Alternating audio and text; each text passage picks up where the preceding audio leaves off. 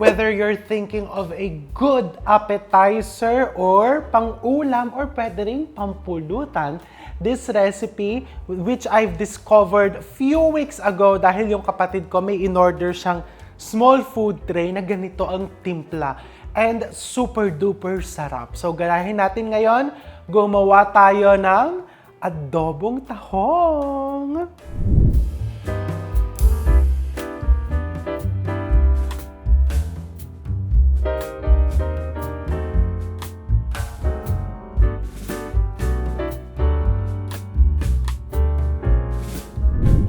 Okay, so this is super duper easy to prepare. Makikita mo ang mga ingredients ko dito.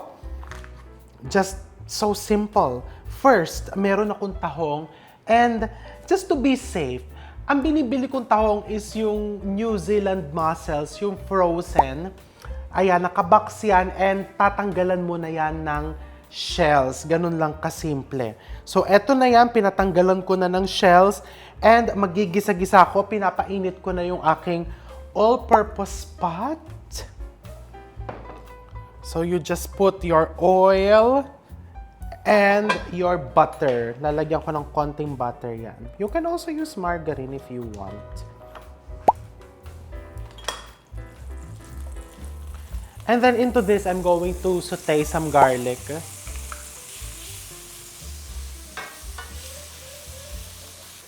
I-brown mo lang ng konti yung garlic mo. Just until light brown and then you put your onions. A lot of onions. And if you want it spicy, which I do, gusto ko ng maraming siling labuyo. Isama mo na yan sa gisa para malayo ang marating ng anghang. And then, isasama ko na sa gisa yung ating tahong. This is around a kilo kasama yung shells.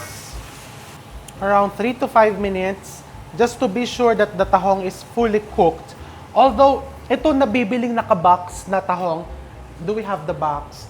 Let's show them. Ito, you can buy this from the supermarket. I'm not promoting this ha. As much as possible, gumamit tayo ng local tahong. But of course, for accessibility, mas mabilis tong kunin lang sa supermarket. And syempre, mas safe ka from, alam mo na, yung medyo masisira yung tiyan mo. Kasi this is actually cooked already. Let me check.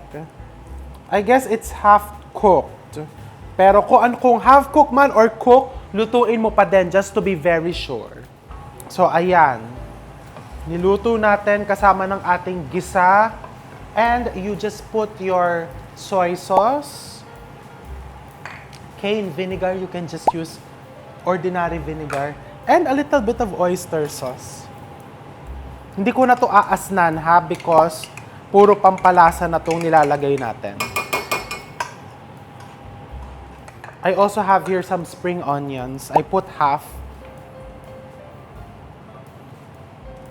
Simmer it for a couple of minutes para kumapit yung lasa. And then let's finish it by putting around half a cup of grated easy melting cheese. Pwedeng lagyan mo ng cheese, pwedeng hindi mo lagyan. Nasa sayo. Pero yung in-order ng sister ko, may cheese. So yun yung nasarapan ako, so ginagaya ko today. Ayan, pagka natunaw yung cheese, turn off the flame.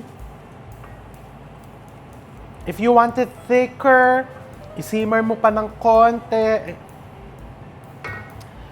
Patayin ko na yung apoy. I'm going to put more toasted garlic. Pwede mo tong isizzling if you want. When I tested the recipe, sinizzling ko. But the all-purpose pot stays warm kahit until up to 20 minutes. Warm pa rin yan, so pwedeng iwan mo na lang dyan. More toasted garlic. And more spring onions. Huwag mo nang lagyan ng sili, ha? Maanghang na yan. Baka hindi na makain sa anghang. So, there you have your adobong tahong, cheesy adobong tahong, sizzling adobong tahong, Itawag mo kung anong gusto mong itawag. Tikman natin. Okay, the best part. Titikman ko na. Look at the sauce. Actually, masarap din po itong pang-ulam. Or, a tip, masarap isama sa pasta. Itos mo lang yung pasta mo. I'll taste the sauce first.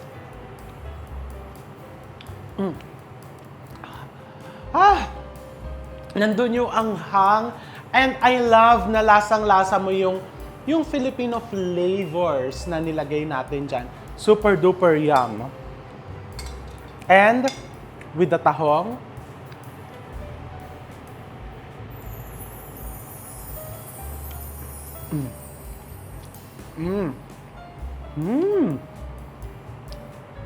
Hanggang loob ng tahong, malasang malasa. It's super duper good. I love it.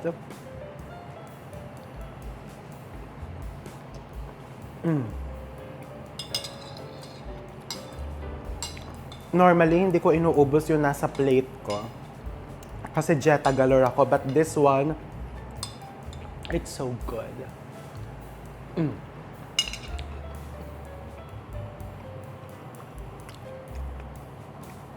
Ang pinawisan ako sa anghang.